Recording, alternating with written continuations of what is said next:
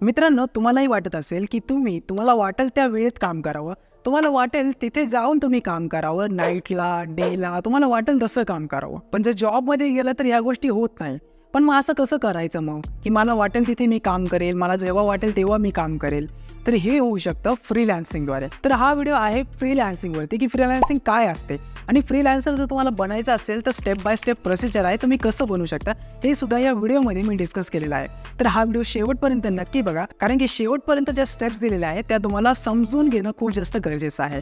तरच तुम्ही चांगले फ्रीलान्सर बनू शकाल. सो आता कोणताही वेळ वाया न घालवता चला सुरू करूया हा व्हिडिओ. सर्वात प्रथम हे समजून घेऊया की फ्रीलान्सिंग म्हणजे काय असतं. बघा, फ्रीलान्सिंगच्या अपोजिट जी गोष्ट आहे ती म्हणजे जॉब.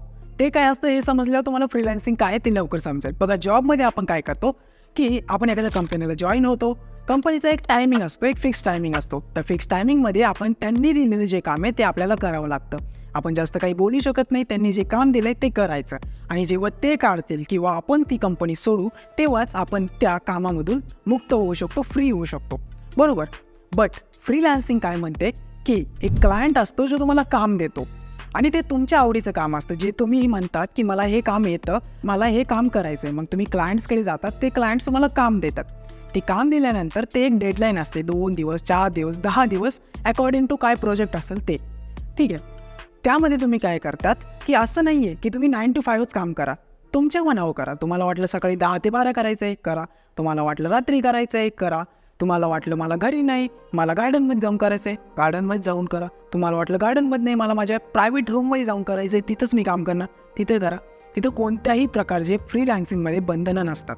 इथं फक्त एक बंधन असतं, ते म्हणजे काम चांगलं आणि वेळेत पूर्ण करून द्यायचं. जो तुम्ही डेडलाईन दिली त्या वेळेत पूर्ण करून द्यायचं. सो ही असते फ्रीलान्सिंग. सो आता प्रश्न हा येतो, how to become a freelancer. तर त्यासाठी सर्वात पहिली स्टेप, फाइंड अ स्किल. बघा, फ्रीलान्सर बनायचं म्हणजे तुमच्याकडे कधी स्किल असली पाहिजे. ती कोणतीही स्किल असू शकते. फ्रीलान्सर म्हणजे काय हे समजावताना मी सांगितलं की तुम्ही तुमच्या आवडीचं काम करता. म्हणजेच आता काय करायचंय तुम्हाला, बघा तुमचे इंटरेस्ट काय काय आहेत, तुम्हाला कशामध्ये पॅशन आहे, तुम्हाला कशामध्ये आवड आहे, तुम्हाला कोणतं काम करायचं आहे आणि त्याच्या रिलेटेड ज्या काही स्किल्स तुम्हाला घेता येतील त्या स्किल्स घ्या. छोटंसं एक्झाम्पल दिलं तर काहींना कोडिंगमध्ये इंटरेस्ट असतो, मग कोडिंग एक स्किल झाली. काहींना डिझाईनमध्ये इंटरेस्ट असतो, मग ग्राफिक डिझाईन एक स्किल झाली.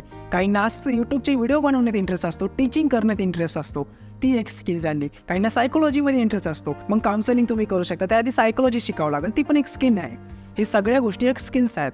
तू एक काम करा, एक पेपर घ्या, एक पेन घ्या आणि पेपरवर लिहून काढा की तुमचे इंटरेस्ट काय काय आहेत किंवा तुमच्याकडे स्किल्स काय काय आहेत.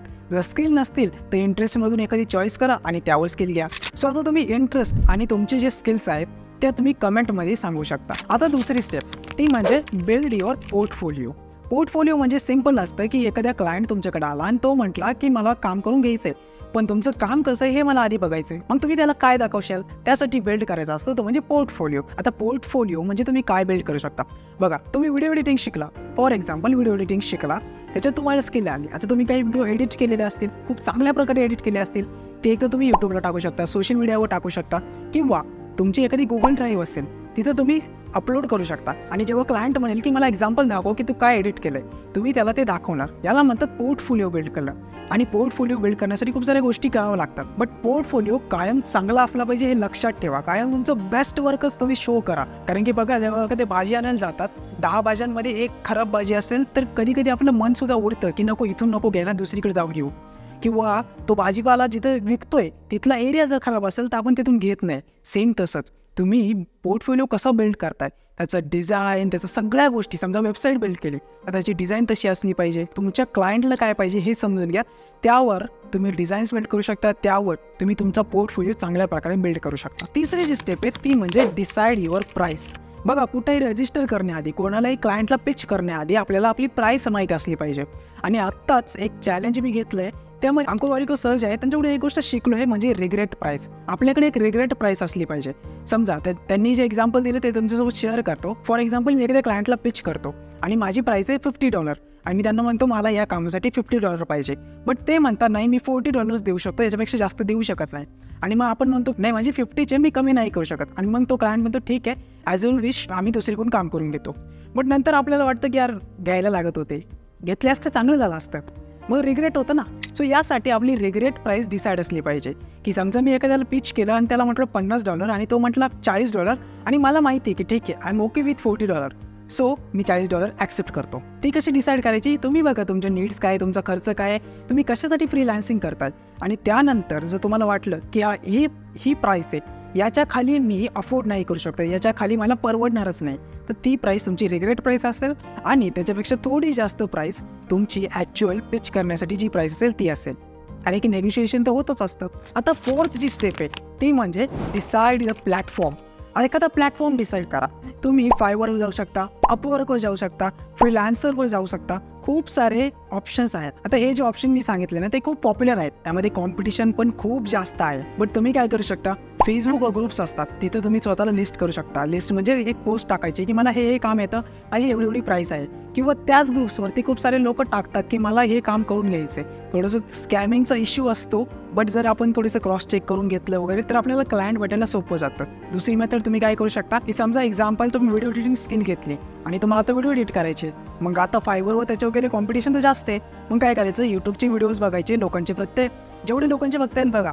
जर त्यात तुम्हाला वाटतंय की मी याच्यामध्ये चांगले इम्प्रूव्हमेंट्स करू शकतो, मी चांगले व्हिडिओज एडिट करू शकतो, सो ते व्हिडिओ डाउनलोड करा, एडिट करा आणि ईमेल पाठवा त्या यूट्यूबरला की मी अशा प्रकारे तुमचा व्हिडिओ एडिट केला आहे आणि ही माझी प्राईस आहे. जर तुम्हाला व्हिडिओ आवडला तर मला तुमच्यासोबत काम करायला खूप जास्त आवडेल. आणि जर त्या यूट्यूबरला तो व्हिडिओ आवडला तर खरंच यूट्यूबर्स तुम्हाला हायर करतात. मीही केलं असतं, बट ॲक्च्युली माझं आता सध्या बजेट नाही आहे, कारण की माझे सबस्क्रायबर्स खूप जास्त कमी आहेत. आणि लास्ट जी स्टेप आहे मित्रांनो ती मला फॉलो करायची फ्रीलान्सर बनण्यासाठी, ती म्हणजे डू युअर मार्केटिंग.